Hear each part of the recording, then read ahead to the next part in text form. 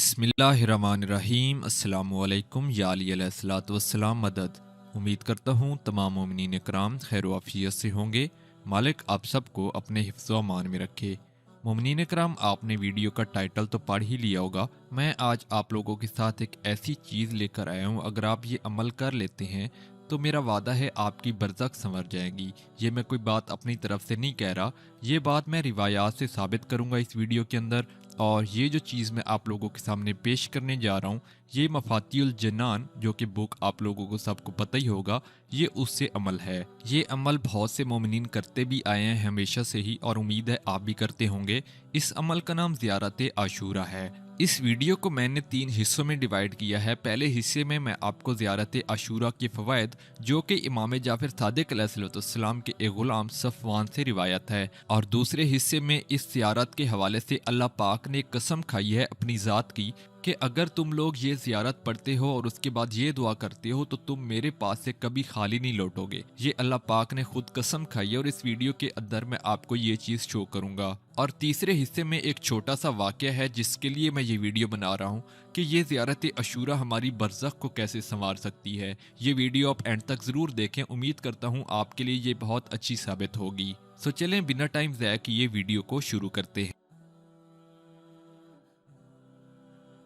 मौला इमाम जाफ़र सादिक अलैहिस्सलाम के एक ग़ुलाम सफ़वान ने कहा कि मुझसे मौला इमाम जाफ़र सादिक अलैहिस्सलाम ने फरमाया कि इस ज़ियारत और दुआ का पढ़ना अपना शेवा बना लो और इसी तरह ज़ियारत किया करो। बस ज़रूर मैं ज़ामिन हूँ खुदा की जानब से हर उस शख्स के लिए जो इस तरह ज़ियारत करे और उसी तरह दूर या नज़दीक से दुआ पढ़े तो उसकी ज़ियारत कबूल होगी। उसका सलाम हज़रत इमाम हुसैन अलैहिस्सलाम तक पहुँचेगा और ना मकबूल ना होगा। जब भी वो खुदा से हाजत तलब करेगा वो पूरी होगी और खुदाए ताला इससे मायूसी के आलम में वापस ना पलटाएगा। इसके बाद सफ़वान ने कहा कि इमाम जाफ़र सादिक अलैहिस्सलाम ने मुझसे फरमाया कि ऐ सफ़वान, जब भी बारगाह इलाही में तुझे कोई हाजत दरपेश हुआ करे तो तुम जिस जगह पर भी हो वहाँ ये ज़ियारत और ये दुआ पढ़ो, और फिर जो हाजत भी खुदा से तलब करोगे वो पूरी की जाएगी। और हक़ ताला ने अपने रसूल अल्लाह सल्लल्लाहु अलैहि वसल्लम से अता व बख्शिश का जो वादा कर रखा है वो उसके खिलाफ नहीं करेगा। मौलफ़ कहते हैं, नजमुस साकिब में हाज सैयद अहमद रुश्ती के सफ़र हज के ज़ेल में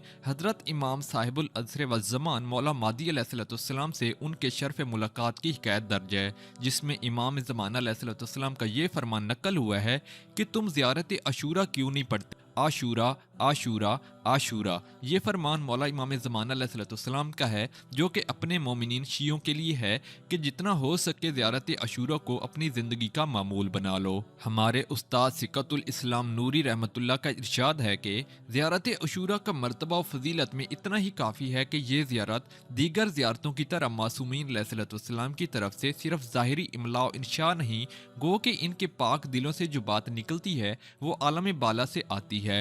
लेकिन ये ज़ियारत अहदीस कुदसिया में से है, जो उसी तरतीब से ज़ियारत व लानत और सलाम व दुआ के साथ ज़ात अहदीस से जिब्राईल अमीन अलैहिस्सलाम तक और उनसे हज़रत ख़ातमुन नबिय्यीन सल्लल्लाहु अलैहि वसल्लम तक पहुँची है। उसके तजर्बा और आजमाइश के मुताबिक 40 रोज़ या उससे कम दिनों तक इसको रोज़ाना पढ़ना हाजतों के पूरा होने और मकासद के बरआने और दफ़िए दुश्मन के लिए बेखिता और बेनज़ीर है। वीडियो का दूसरा हिस्सा कि इस ज़ियारत की सनद क्या है। इमाम जाफ़र सादिक अलैहिस्सलाम ने फरमाया, ए सफ़वान, मैंने इसी ज़मानत के साथ ये ज़ियारत अपने वालिद गिरामी इमाम अली इब्न हुसैन अलैहिस्सलाम से सुनी। उन्होंने उसी ज़मानत के साथ इमाम हुसैन अलैहिस्सलाम से, उन्होंने उसी ज़मानत के साथ अपने बरादर इमाम हसन अलैहिस्सलाम से, उन्होंने उसी ज़मानत के साथ अपने वालिद बुजुर्गवार अमीरुल मोमिनीन अली इब्न अबी तालिब अलैहिस्सलाम से, उन्होंने उसी ज़मानत के साथ हज़रत रसूलुल्लाह सल्लल्लाहु अलैहि वसल्लम से, और अन हज़रत सल्लल्लाहु अलैहि वसल्लम ने इसी ज़मानत के साथ जिब्राईल अलैहिस्सलाम से, और जिब्राईल अलैहिस्सलाम ने इसी ज़मानत के साथ ये ज़ियारत खुदावंद आलम से सुनी कि यकीनन हक़ ताला ने अपनी ज़ात मुक़द्दस की कसम खाई है कि जो शख्स ये ज़ियारत पढ़कर इमाम हुसैन अलैहिस्सलाम की दूर या नज़दीक से ज़ियारत करे और फिर ये दुआ पढ़े, यानी कि दुआ जो कि ज़ियारत अशूरा के बाद पढ़ी जाती है, تو میں اس کی زیارت قبول کروں گا، اس کی ہر خواہش پوری کروں گا، وہ جتنی بھی ہو اس کا سوال پورا کروں گا، اور وہ میری بارگاہ سے مایوس و ناکام نہیں پلٹے گا، بلکہ وہ باچشم روشن واپس جائے گا۔ اس کی حاجت پوری ہو چکی ہوگی، وہ حصول جنت میں کامیاب اور جہنم سے آزاد ہو چکا ہوگا۔ میں اس کی شفاعت قبول کروں گا سوائے دشمن اہل بیت کے، اس حق میں اس کی شفاعت قبول نہ ہوگی۔ اب اس ویڈیو کے پارٹ 3 میں جاتے ہیں، جس کے لیے میں یہ ویڈیو بنا رہا ہوں۔ زیارت عاشوراء کے حوالے سے ایک عورت کا واقعہ۔ سب سے بڑا فائدہ جو اس کے متواتر پڑھنے سے حاصل ہوتا ہے وہ وہی ہے جسے میں نے کتاب دارالاسلام میں درج کیا۔ یہ ایک عالم بیان کر رہے ہیں اور ان کی کتاب دارالاسلام کا وہ نام لے رہے ہیں، جو مختصر یوں ہے کہ سکہ سالیہ متقی حاج ملا حسن یزدی رحمۃ اللہ، جو پارسا افراد میں سے تھے اور نجف اشرف میں عبادت و زیارت میں مصروف رہا کرتے تھے، انہوں نے سکہ امین حاج محمد علی یزدی رحمۃ اللہ سے نقل کیا ہے، جو مرد فاضل و صالح تھے اور یزد میں ہمیشہ آخرت کی بھلائی کی خاطر مشغول عبادت رہتے ہیں۔ یزد کے باہر واقع مقبرہ جس میں بہت سے صالحین مدفون ہیں اور اسے مزار کہتے ہیں، اس میں راتیں گزارتے ہیں، اور ان کا ایک ہمسایہ تھا جو ان کے ساتھ پلا بڑا تھا۔ وہ دونوں ایک ہی استاد کی شاگردی میں رہے۔ جب وہ جوان ہوا تو اس نے وصولی اشر کا شغل اختیار کیا اور پھر اسی کام میں دنیا سے چل بسا۔ وہ اسی جگہ کے قریب دفن ہوا جہاں یہ مرد صالح راتوں کی عبادت کرتے تھے۔ اس کے مرنے پر ابھی ایک ماہ نہ گزرا تھا کہ اس نیک شخص نے اسے عمدہ لباس اور بہترین حالت میں خواب میں دیکھا۔ تب وہ اس کے قریب گئے اور اس سے کہا کہ میں تمہارے آغاز و انجام زندگی سے واقف ہوں اور تمہارے ظاہر و باطن کو جانتا ہوں کہ تم ایسے لوگوں میں سے نہ تھے جن کے بارے میں یہ خیال کیا جائے کہ ان کا باطن صاف ہے۔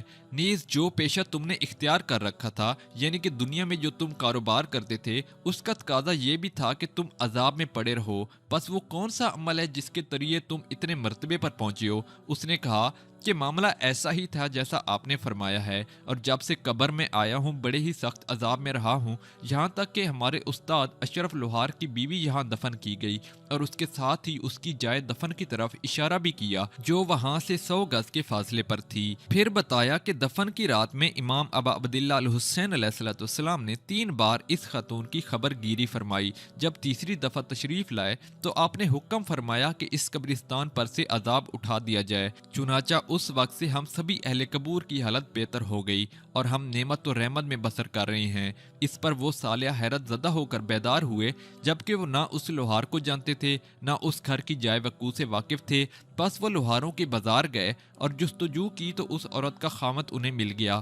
انہوں نے پوچھا کہ تمہاری کوئی بیوی تھی؟ اس نے کہا ہاں، وہ کل فوت ہو گئی اور اسے فلاں جگہ دفن کیا گیا ہے۔ ان بزرگ نے پوچھا کہ آیا وہ امام حسین علیہ السلام کی زیارت کو گئی تھی؟ اس نے کہا کہ نہیں۔ کیا وہ ذکر و مصیب کیا کرتی تھی؟ اس نے کہا کہ نہیں۔ انہوں نے دریافت کیا کیا وہ مجلس عذاب برپا کرتی تھی؟ اس نے کہا نہیں۔